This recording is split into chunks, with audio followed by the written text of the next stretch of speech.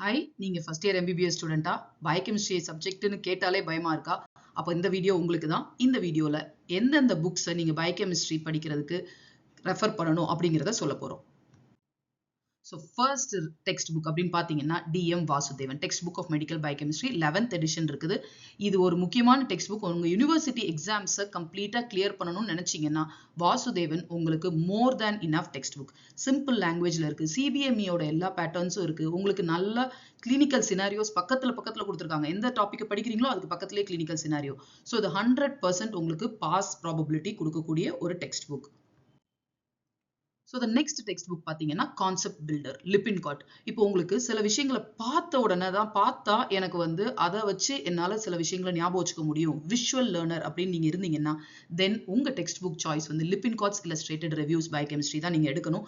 ஏன்னா அதில் schematic illustrations and அந்த ரெப்ரசன்டேஷன்ஸ் கோர் கான்செப்ட்ஸ் அண்டர்ஸ்டாண்ட் பண்ணுறதுக்கு ஒரு விஷுவல் லேர்னருக்கு ஹெல்ப் பண்ணக்கூடிய ஒரு டெக்ஸ்ட் புக். அடுத்தது நான் ஒரு இன்டெப்த் அண்டர்ஸ்டாண்டிங்ல படிக்கணும், எனக்கு ரெஃபரன்ஸ் டெக்ஸ்ட் புக். இதுல எல்லாத்துலயும் இருக்கிற மிஸ்டேக்ஸ் எல்லாம் நான் ஐடென்டிஃபை பண்ணா அதை எதுல கரெக்டா இருக்குன்னு பார்க்கணும், டீப் டைவ் பண்ணி நான் படிக்கணும் அப்படின்னு நினைச்சீங்கன்னா harbours illustrated biochemistry currently 33rd edition. அதே மாதிரி இதுல நீங்க படிக்கிறது மூலமா உங்களுக்கு USMLE லெவல் ஆஃப் ப்ரிப்பரேஷன்லாம் எப்படி இருக்கும், அட்வான்ஸ் டீடைல்ஸ்லாம் என்னென்ன இருக்கும் அப்படிங்கிறத நீங்க இந்த புக் பார்த்து படிச்சுக்கலாம்.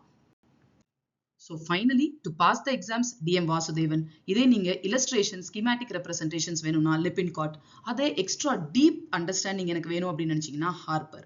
ஸோ இன்னும் ஒரு முக்கியமான விஷயம், வேற ஏதாவது poor quality resources or easy shortcuts எதுவும் படிக்காதீங்க. Because certain textbooks are designed for paramedical courses, allied health science courses, but these textbooks are ideal for MBBS doctors.